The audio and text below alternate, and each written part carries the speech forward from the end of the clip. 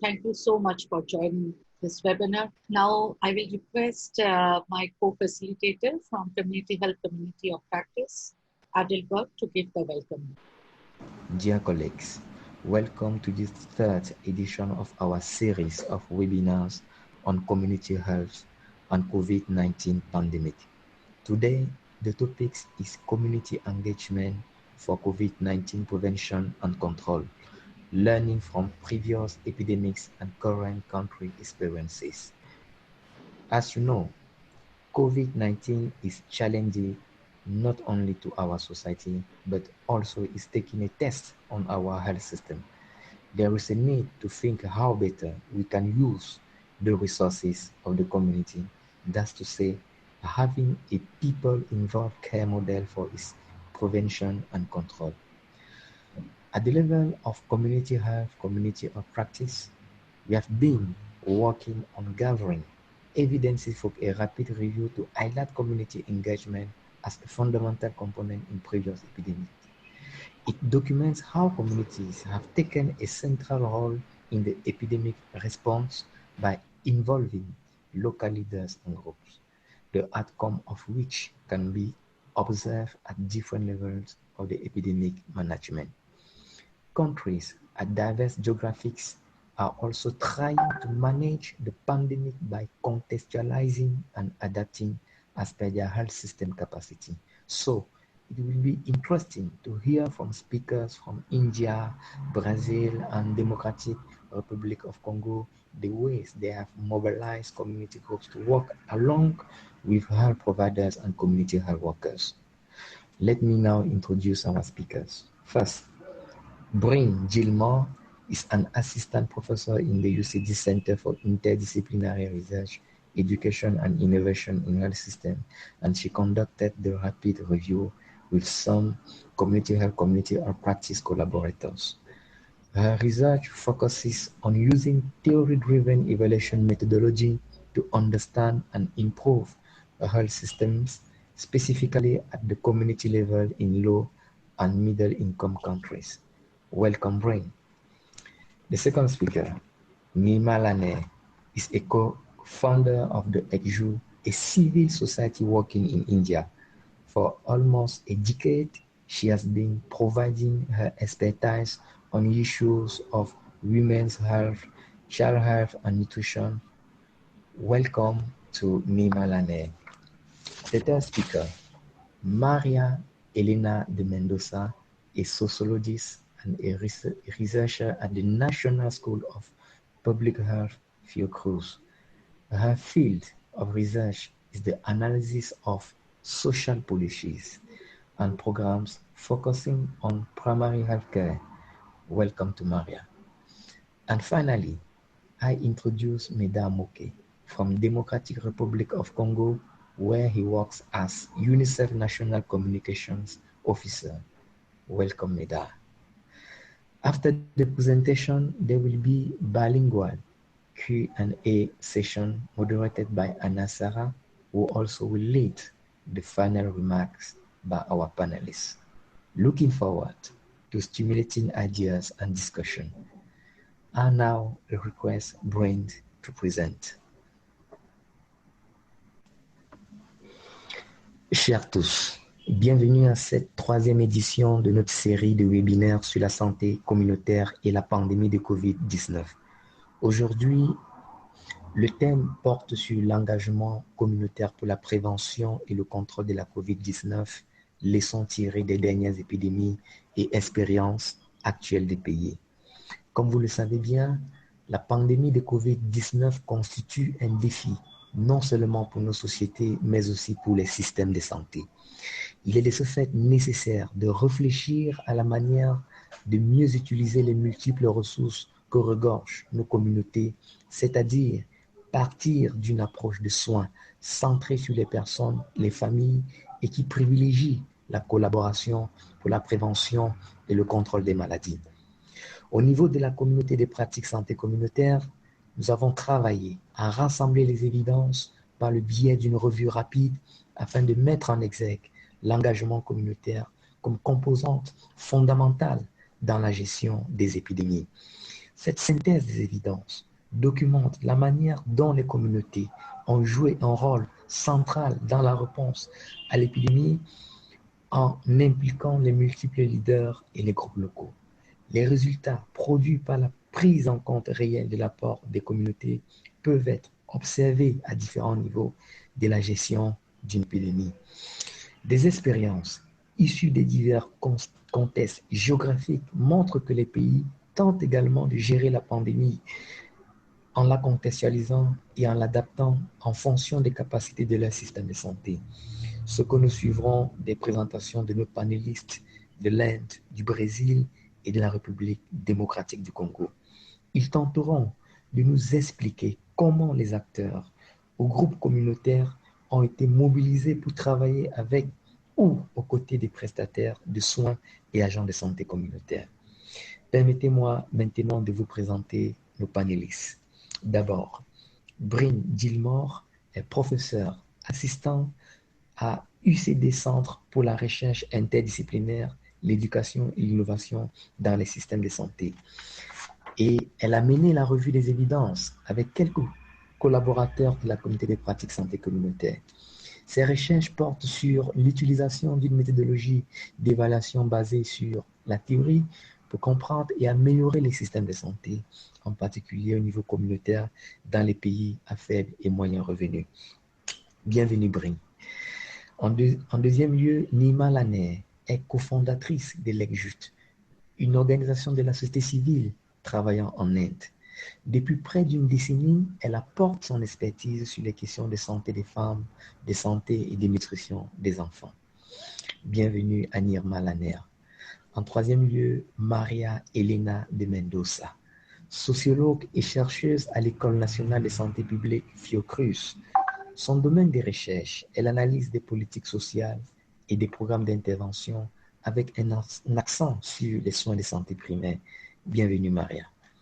Et enfin, je vous présente Meda Moké de la République démocratique du Congo, où il travaille comme responsable national de la communication à l'UNICEF. Bienvenue Meda.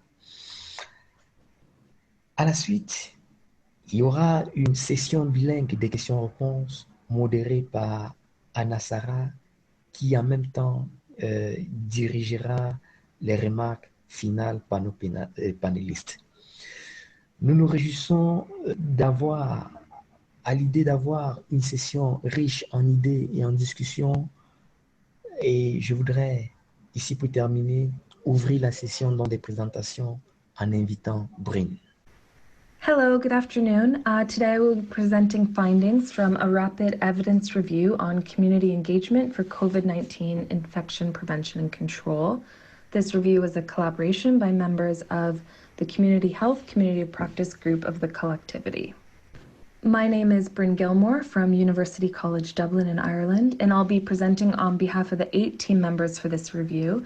We represent academics, practitioners, and Ministry of Health from 8 different countries. This work was all conducted remotely, and actually we met for the first time working on this review. So community participation and engagement in health and health services is important to reach primary health care and ensure quality people-centered health services. It can also support sustainability and buy-in, satisfaction of services. And community engagement has more recently as well been considered fundamental in outbreak response, largely arising in importance from the 2014 and 15 West Africa Ebola outbreak. And it is being promoted within COVID-19 response as well, recognized by the WHO and a lot of other actors. However, there's concern over the lack of involvement of communities in COVID-19 thus far, which really kind of spoke to the rationale of this review. So hoping that if we can work to identify how community engagement approaches have been used in past outbreaks, this may support more robust implementation of community engagement for COVID-19. Leads us to our research question of how is community engagement used for infectious disease prevention and control during epidemics. And really we also want to explore, so what types of interventions are conducted, who are the targets of this, and what linkages does community engagement have with the wider health system and stakeholders, and also if we can identify some main implementation considerations to support successful community engagement. To do this, we conducted a rapid evidence synthesis. We searched 3 databases, PubMed, CINAHL, and Scopus, with search terms specific for community engagement and infectious disease. Our inclusion and exclusion criteria is listed in the table there. So we looked for previous infectious disease, specifically Ebola, SARS, MERS, Zika, or H1N1 swine flu since 2000. And the articles or documents had to describe a specific community engagement approach or activity. We also excluded community health workers as we are aware of an existing review that was looking at this specifically. When articles were returned, we put everything into Covidence, and then we conducted screening at title and abstract phase and full text review phase. All team members, all 8 of us, did the screening. So at any one time, each article was screened by at least 2 reviewers and then sent to a third if there were any discrepancies. Data extraction and synthesis occurred on a pre-developed data extraction template with 2 reviewers doing this and then 2 others checking over for quality control.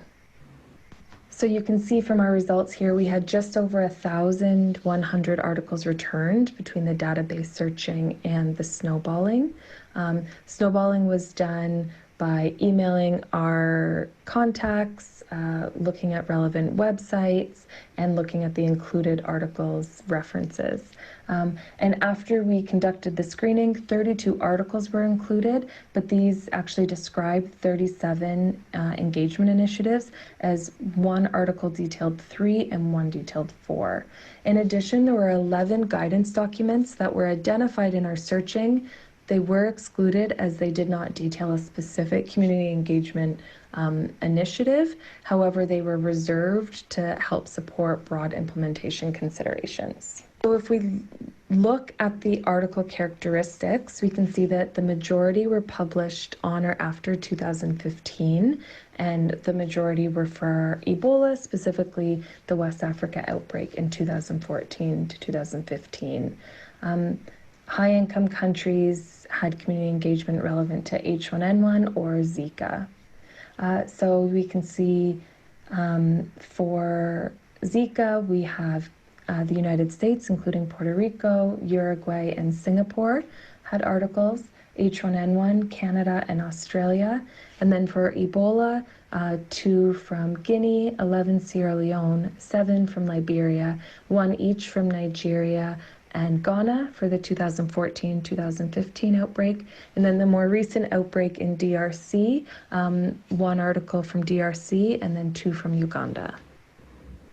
So after we extracted all of our data, we were able to kind of synthesize the broad approaches or actors that were used, and also how they were used or what they were used for.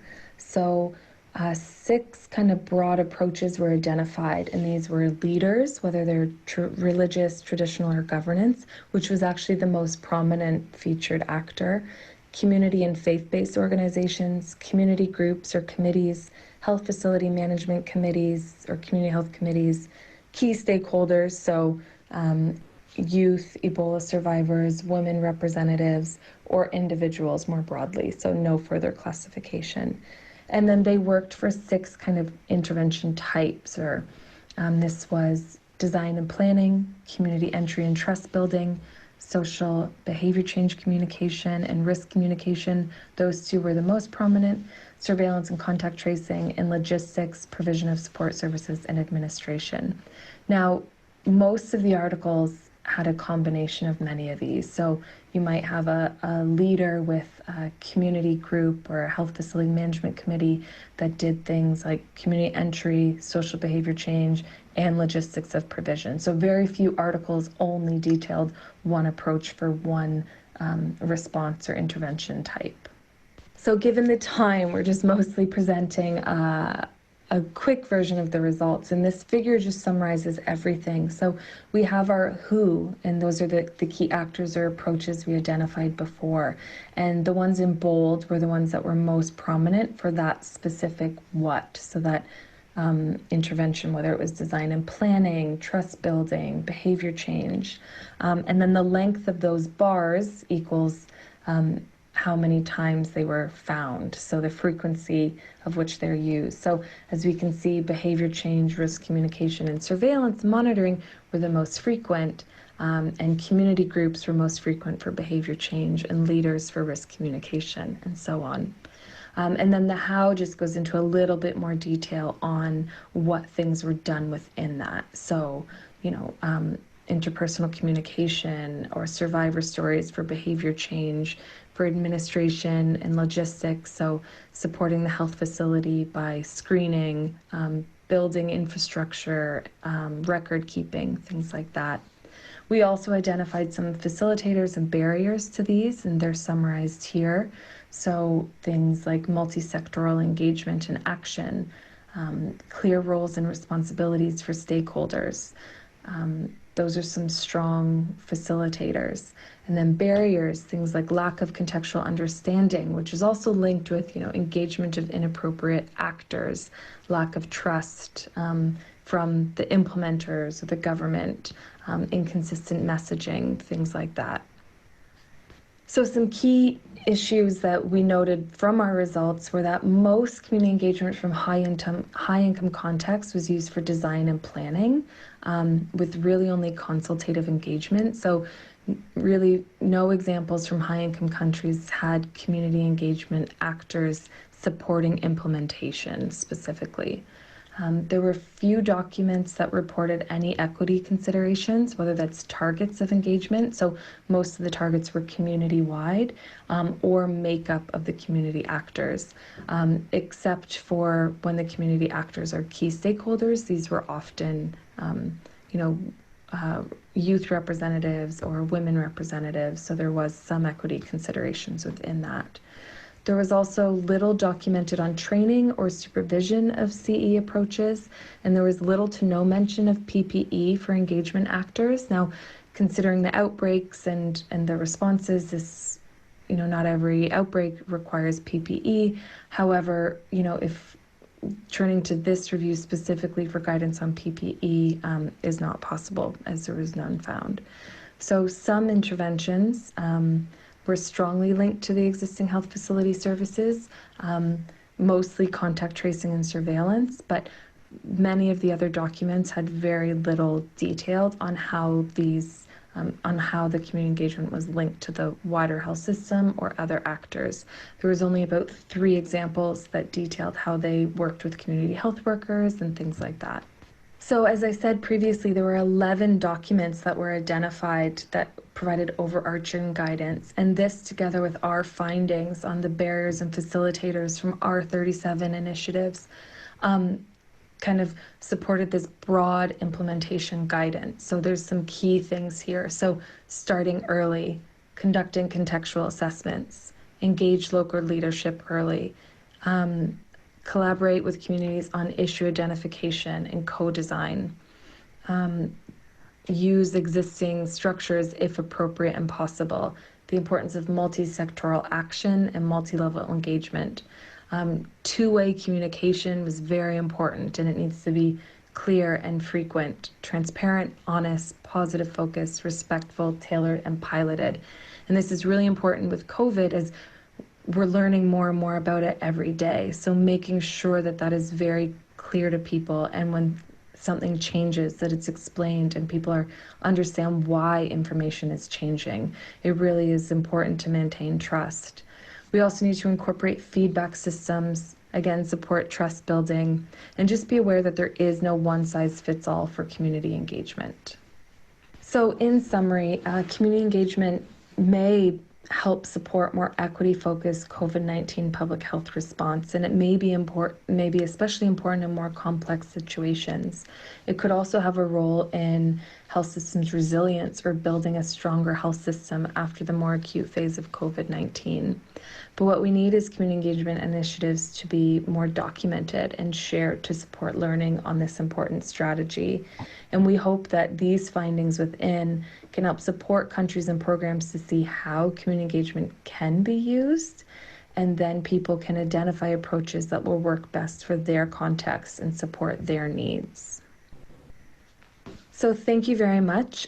We have a policy brief that you can access, which has some more detailed findings and implementation considerations. We also have a preprint of a manuscript, so it's not peer-reviewed, but it's a preprint, which you can find at the link there. You're very welcome to get in contact with any member of the team that's listed on the second page, or specifically myself, Bryn Gilmore, or Sangeeta at the emails there.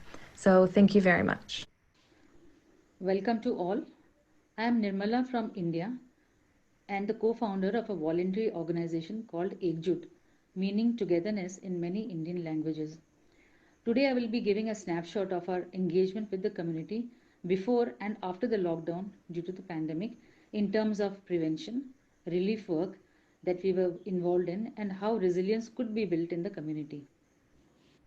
Ekjut primarily works with the most disadvantaged rural populations of several Indian states, predominantly inhabited by indigenous people who have an egalitarian way of life. The seasonal migration is high from these areas and health indicators are poor. To name a few, mortality rates among newborn and mothers is high, poor nutritional status among women and children, and the high prevalence of people with psychosocial disabilities and violence among women and girls. Ekjut has several published evidence to show how a unique community empowerment process called the Participatory Learning and Action, or PLA in short, has worked. It has 4 phases of identifying and prioritizing problems, analyzing causes and effects of the problem, and exploring for solutions, followed by implementing the strategies and finally evaluating the progress. It has been effective in reducing newborn mortality, maternal mortality, and improvements in undernutritional status among women and children, and prevention of gender-based violence in the community. In 2 large states of Jharkhand and Madhya Pradesh, the PLA meetings are now being conducted by the accredited social health activists, or the ASHAs, who are the frontline government health workers. In this upcoming video, you will see how an ASHA typically conducts a PLA meeting in the community setting. The PLA approach was recommended and endorsed by the WHO, World Health Organization, and currently is being scaled up in different geographies in the country. The one on the top left is from Jharkhand, while the picture in the middle is from Rajasthan, and some of them are also from Madhya Pradesh. Here, the facilitator is introducing a new concept: food diversity and how locally available foods can be used for a balanced diet. The women participate in mapping each food item as an energy food, a protective food, or a bodybuilding food. Government-appointed grassroots workers like this Anganwadi Sevika also participate. Her active involvement sends a positive signal to the community that we are all working together to fight malnutrition. She becomes more accountable as her role and the services that she is mandated to provide get highlighted. Out in the open and open to all, the meetings are a form of social networking that are as engaging as any of their virtual counterparts.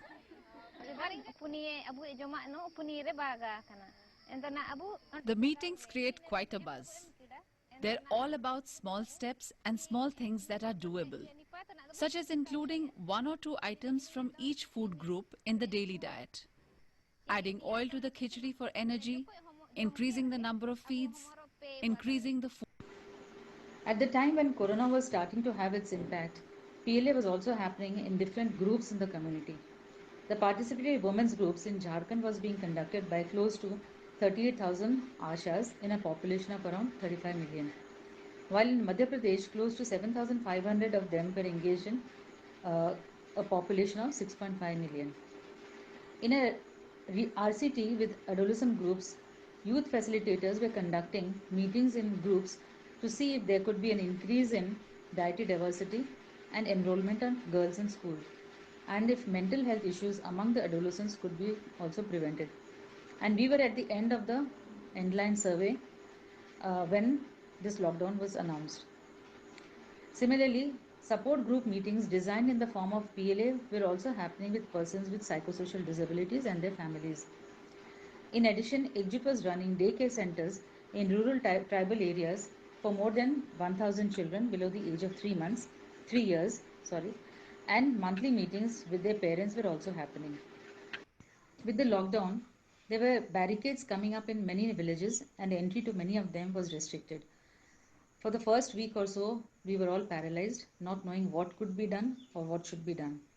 In the past, Ajut believed in doing preventive work, and switching to a relief mode did take some time. However, having invested on the frontline workers for almost 4 years and knowing that they had developed a good rapport with the community and also had built a trust, and with a deeper understanding of issues of health, piggybacking on the MIS framework that was developed for tracking PLA meetings and the progress of PLA meetings, the Ashas got involved in surveillance and tracking of in-migrants, informing them about COVID and its implications through several call centers and video conferencing. They were also engaged in wall writings, as you see in the picture, and the PLA meetings continued to happen in smaller groups with protection and distancing. They were even assessing essential health services and visiting homes of pregnant women and lactating mothers for counseling. In the adolescent work, the youth facilitators were conducting PLA meetings, but with a difference. Here there were 4 mini PLA cycles on education, nutrition, sexual and reproductive health, and mental health and violence. With the lockdown and their previous understanding and improved understanding of these issues, their role and activities also changed. With schools closing down, they could see the digital divide and were able to encourage students or adolescents to continue with their studies with help from senior students. A better understanding of food insecurity with increased wage losses in the family, they readily participated in relief work by first identifying and then helping with distribution of rations to the most vulnerable people in their villages. Additionally, they provided assistance to those with psychosocial disabilities with medicines, rations, and even counseling. Just to show the various activities that adolescents were engaged in during the lockdown: counseling on stigma, discrimination, developing livelihood skills like stitching, involvement in new farming practices such as organic farming, kitchen garden, use of systemic rice intensification or SRI methodologies. Other educational inputs that the adolescents received from the facilitators were through organizing of quiz and drawing competitions related to COVID, and wall writings on COVID in their own local languages. I would like to mention about another group of frontline workers, the 120 plus creche workers in the state of Orissa, where there was co-location of services like supplementary food, eggs and hot cooked meals, children using spoons, hygienic and safe environment for children below the age of 3 years. When the creches were shut down, the workers supplied rations for children at their doorstep and ensured that the children were fed the food that was provided to them. I'd like to highlight some challenges that we had faced, both as an organization and also in the implementation of relief activities. As an organization, moving from prevention to relief and resilience work, participation restrictions because of fear of the disease, dealing with stigma, discrimination, and misinformation. These are some of the major challenges. Food insecurities because of wage losses was also a major concern. However, because of our field presence through the ASHAs and the youth facilitators, inclusion of the most vulnerable people was possible for distribution of rations. There was a great fear of physical distancing being misconstrued as untouchability and discrimination. And it was important to stress on the need for social connectedness through PLA or other gatherings in the community. Another important concern was the frontline health workers being burdened with additional responsibilities of tracking in migrants, which was looked upon as policing and distrust. Lastly, while children in urban areas continued with their studies online, for the rural children, the digital divide was a major issue. Some of the key highlights of the successes would be the fact that women have shown interest in coming together for PLA, and since PLA is mandated by the ASHAs, a relook, reshaping, and redesigning of the PLA program is being thought about while taking on new contents like nutrition and gender based violence. With the help of the structure that was used for PLA, a lot could be done to dispel misinformation related to COVID. Adolescents were able to see themselves in a new role in spite of the digital divide. And finally, the government's commitment in the form of an MOU gives us hope that the PLA in its new form will continue to happen in future. I would like to end with another short video on how we engage with people with psychosocial disabilities.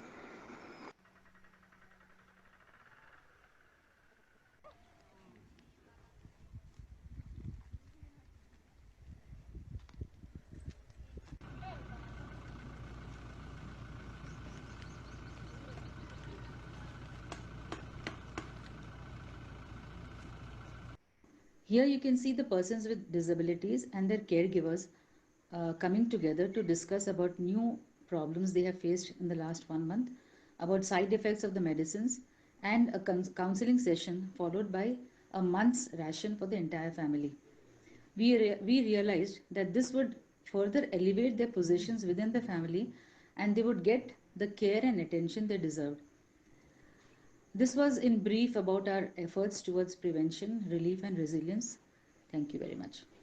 Bonjour, je m'appelle Médard Moké, je suis C4D spécialiste au bureau de UNICEF Kinshasa. Je vais présenter les leçons apprises d'Ebola et comment nous tentons de l'appliquer à la réponse contre le coronavirus. Au slide 1, je voudrais d'abord présenter les trois grandes différences entre Ebola et COVID-19 qui sont en fait des défis pour la lutte contre le COVID-19. La première différence, c'est que ici au Congo, les gens ont plus peur d'Ebola que de COVID-19. Pour la simple raison que la létalité contre Ebola est très importante, entre 50 et 60%, tandis que la létalité par rapport au coronavirus est très faible. Ici, ça varie parfois entre 3 et 6%. Donc, les gens pensent qu'ils sont plus susceptibles de mourir quand ils attrapent Ebola que de mourir quand ils attrapent coronavirus. Et ça a un impact sur le comportement des gens par rapport à l'observation de mesures barrières. La deuxième différence, c'est que pendant la réponse contre Ebola, les partenaires ont mobilisé beaucoup de ressources et cela a été même à la base de beaucoup de problèmes parce que les gens parlaient d'Ebola business, tout le monde voulait venir travailler pour la réponse et c'était même à la base de beaucoup d'incidents et de résistances. Mais actuellement, par rapport au coronavirus, il n'y a pas la même mobilisation des partenaires. Et la population s'interroge. Par exemple, aujourd'hui, les acteurs de la riposte accusent 2 mois de retard, ils ne sont pas payés, alors que pendant la réponse Ebola, ils étaient plus ou moins payés régulièrement. La troisième leçon tirée, c'est que lors de la réponse Ebola, il y avait plusieurs facteurs à adresser, notamment la méfiance de la communauté. La communauté ne comprenait pas. Cette communauté qui faisait face à la guerre depuis des décennies ne comprenait pas pourquoi brusquement pour Ebola, tous les partenaires soient mobilisés pour venir les aider alors que pendant la guerre, ils n'étaient pas là. Deuxième facteur, c'était pour les motifs politiques. Et vous savez que la survenue d'Ebola a coïncidé avec l'organisation des élections présidentielles et législatives. Et les autorités avaient même décidé de reporter l'organisation des élections dans la zone Ebola. Et cela a renforcé la conviction de la population que Ebola était un complot pour les empêcher de pouvoir participer aux élections. Troisième facteur, c'était qu'ils faisaient face à beaucoup de problèmes, des problèmes d'accès d'eau, des problèmes d'éducation, d'autres problèmes de santé comme le paludisme. Alors, ils soulevaient tous ces problèmes et parfois demandaient à ce que ces problèmes soient résolus avant qu'ils ne s'engagent dans la lutte contre Ebola. Mais par rapport au coronavirus, la plupart de ces facteurs n'existent pas. Dans le slide 2, je voudrais présenter 3 leçons que les leaders communautaires ont apprises d'Ebola et qu'ils tentent d'appliquer à coronavirus. La première leçon, c'est la surveillance communautaire. Et les leaders communautaires pensent désormais que la surveillance communautaire, c'est leur responsabilité. On a vu qu'avec Ebola, lorsque les leaders se sont engagés à rechercher des cas, à faire des alertes, à mobiliser leur communauté dans ce sens, on a vu qu'on a eu de meilleurs résultats et les choses sont allées mieux. Et avec coronavirus, ils ont appris cette leçon, ils continuent à faire la même chose, bien que ici, l'obstacle principal, c'est les mesures de distanciation sociale qui ne permettent pas aux gens d'être très très proches des autres, surtout s'ils n'ont pas de moyens de protection. La deuxième leçon apprise, c'est que les leaders communautaires ont compris qu'ils ne peuvent pas contrôler leur communauté par la force, mais plutôt par la promotion du dialogue participatif et l'amélioration de la connaissance. Avec Ebola, on a vu que lorsque on a organisé des dialogues dans les communautés, on a renforcé l'information des communautés, cela les a poussés à pouvoir s'engager davantage et ce qui a permis qu'on arrive à bout d'Ebola. La troisième leçon apprise, c'est que lorsqu'on a créé des task force, ce qu'on appelait à l'époque des comités locaux, et plus tard, on a mis en place des cellules d'animation communautaire, ceci a contribué à organiser la communauté, à renforcer l'engagement de la communauté. Et ce sont ces mêmes structures qui, aujourd'hui, continuent à travailler pour la prévention contre le coronavirus. Dans le troisième slide, je voudrais mentionner 3 leçons tirées d'Ebola pour améliorer la gestion et la coordination de la communication sur le risque et engagement communautaire de COVID-19. La première leçon, c'est l'alignement des partenaires. Un grand travail a été fait pour Ebola. Au début, chaque partenaire travaillait de son côté. Chaque partenaire élaborait ses messages et produisait ses supports, avait son approche stratégique. Mais à un moment donné, on a organisé ce qu'on appelait l'atelier de CREC, qui a défini les stratégies communes, la ligne de conduite, et tout le monde s'est aligné. C'est au moment où les partenaires se sont alignés qu'on a obtenu de meilleurs résultats.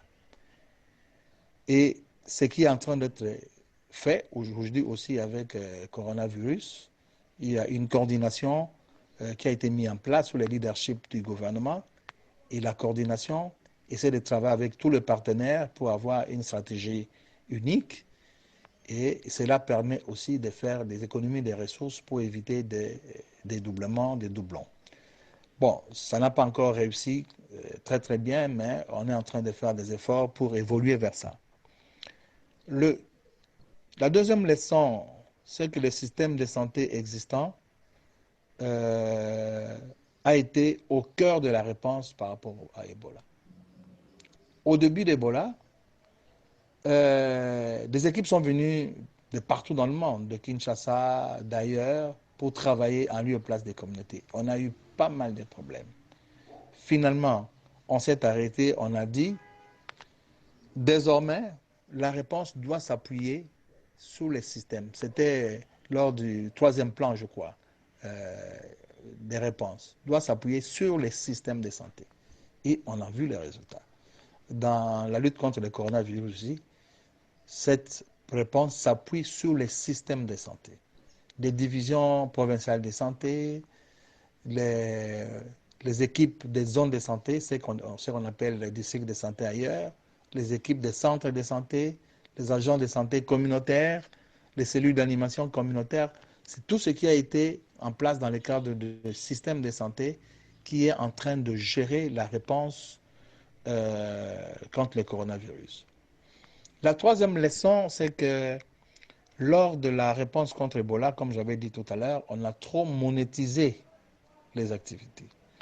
Cela nous a causé pas mal de problèmes. C'était même à la base de beaucoup de cas de résistance. Il y a des gens même qui résistaient pour qu'on les appelle à participer dans la réponse.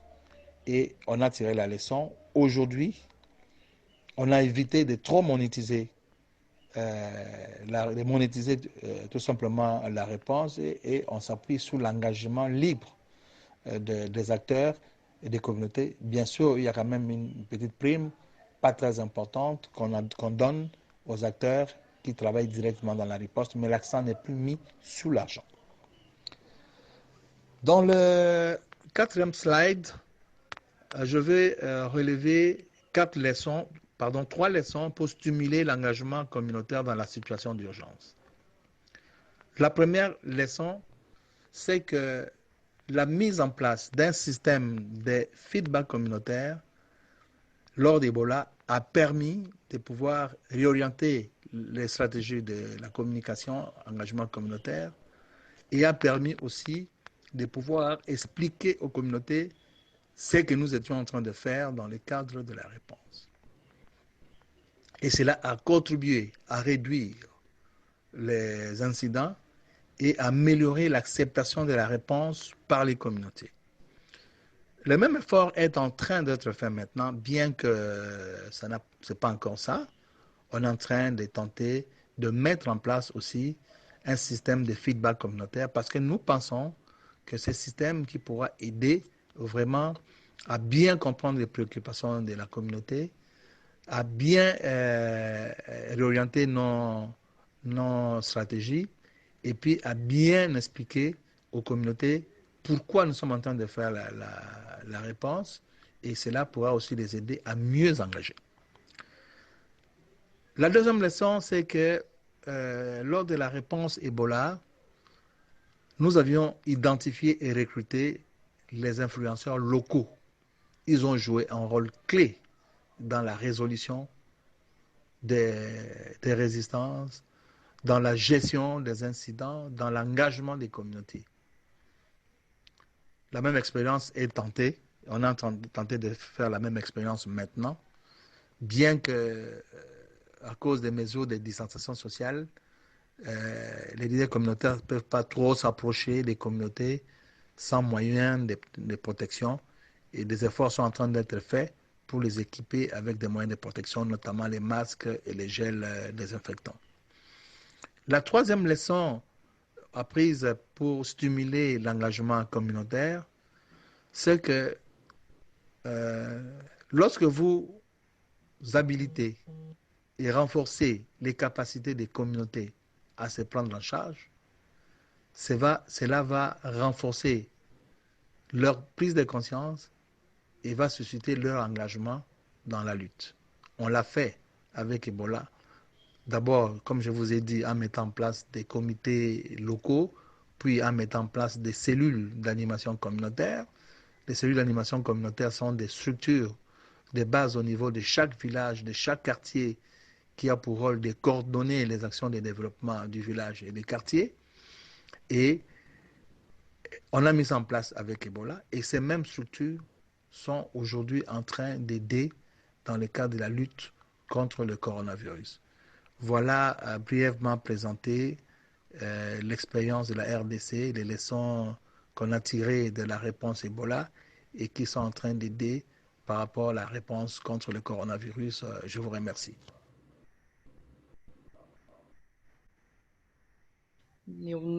Meu nome é Maria Helena Magalhães de Mendonça, sou pesquisadora da Escola Nacional de Saúde Pública, Fiocruz, Brasil.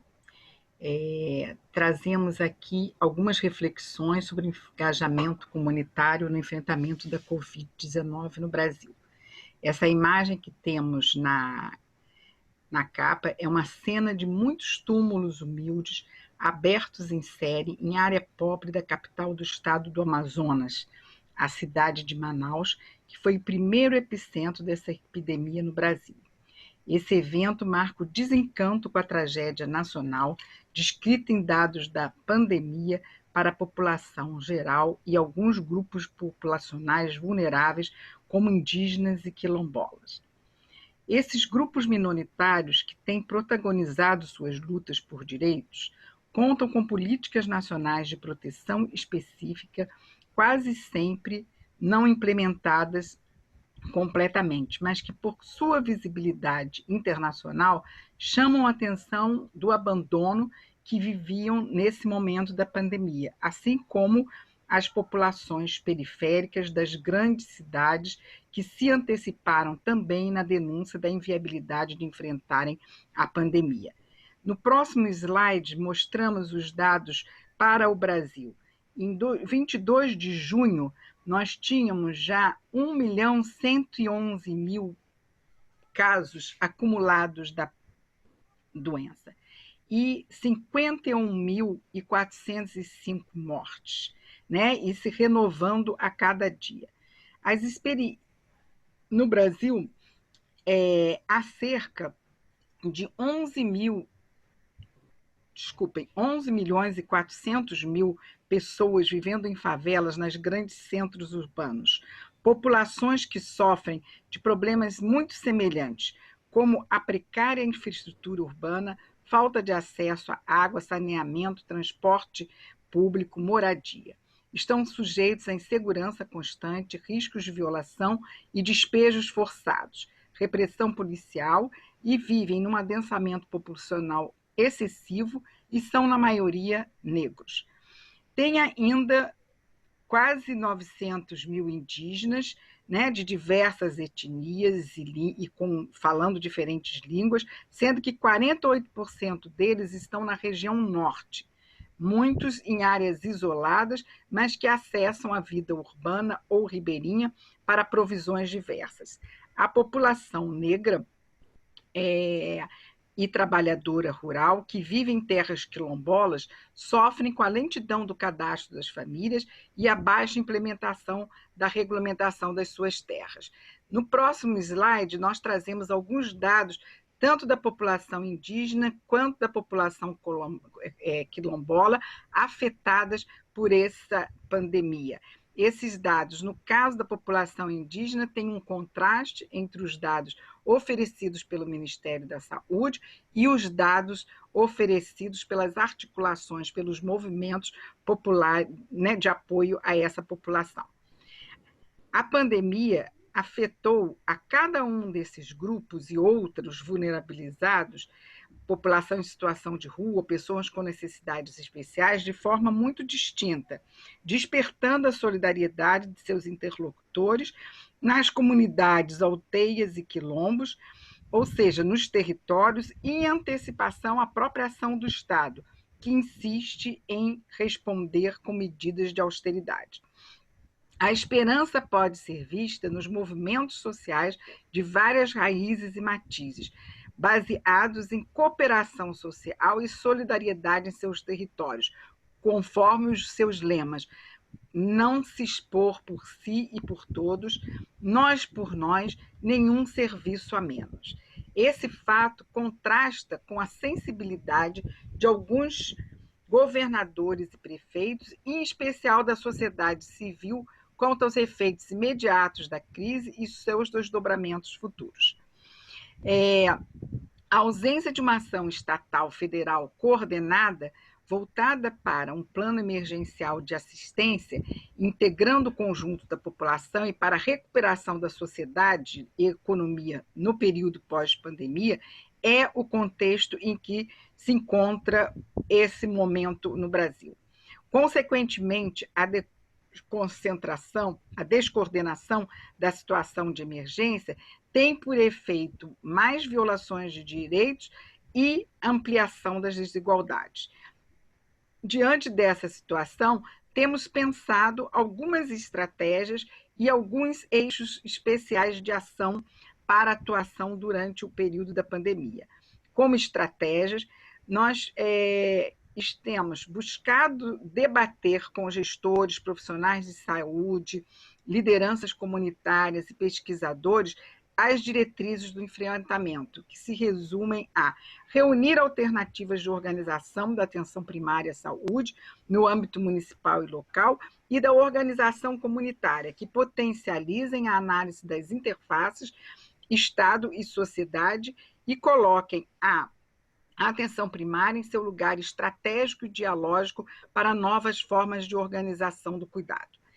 Valorizar o Sistema Nacional de Saúde e a reorganização da atenção primária em saúde como possibilidades e alternativas a ser visitadas. Compreender a natureza diversa dessas experiências e buscar, contemplar o que elas têm de convergente. Quais são os principais eixos de atuação no contexto da pandemia? Primeiro, o desenvolvimento de ações de vigilância em saúde para bloquear e reduzir o risco da expansão da pandemia. O isolamento trouxe um conjunto de inseguranças que, de alguma maneira, precisam receber algum tipo de suporte ampliado, seja no âmbito assistencial e psicossocial, como também do acesso a bens e serviços sociais, além de dinheiro, para se viabilizar o distanciamento social necessário para o enfrentamento da doença e se chegar a um novo limiar da vida social. Também a outro eixo é a oferta de suporte a grupos mais frágeis e vulneráveis que necessitam atenção especial e, por fim, dar continuidade às ações próprias da atenção primária na sua rotina de promoção da saúde, prevenção de agravos e provisão dos cuidados. Das lições aprendidas nesse tempo de pandemia, Covid, podemos dizer a importância, do SUS como um patrimônio da sociedade brasileira para responder às suas necessidades. A necessidade de preservar a integralidade, tendo como condição necessária a implementação da integração dos serviços com regulação pública da rede de serviços de saúde. Exigir uso de equipamentos de proteção para os profissionais e intensificar ações básicas de vigilância e da atenção primária para um correto monitoramento da evolução da pandemia e apoio à tomada de decisão. A coordenação das ações devem ser intersetoriais para garantir à população em geral renda, trabalho, alimentação e acolhimento adequado nos casos dos grupos vulneráveis.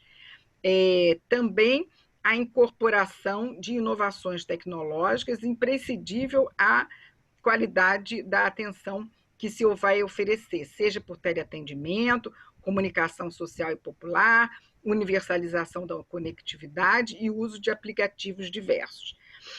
Quais são os desafios, então, que temos enfrentado? Escutar a demanda por participação política e social na condução das políticas públicas nas grandes cidades e sua periferia, bem como nas cidades médias e pequenas do interior, suas áreas remotas e rurais, povoadas de minorias igualmente excluídas. Potencializar as redes sociais que avançam na conscientização do isolamento e ou disseminação de hábitos de higiene, nas campanhas de distribuição de alimentos, material de higiene, apoio às campanhas e comunicação para esclarecer as diretrizes tomadas. Por fim, apostar na unificação dos coletivos já existentes, que articulam em entidades nacionais e regionais esse conjunto de grupos vulneráveis, em uma ação que vá para além da assistência voluntária e fortaleça a sociedade e a sua condição de pressionar por novas estruturas. Por fim, especialmente dizer que é de todo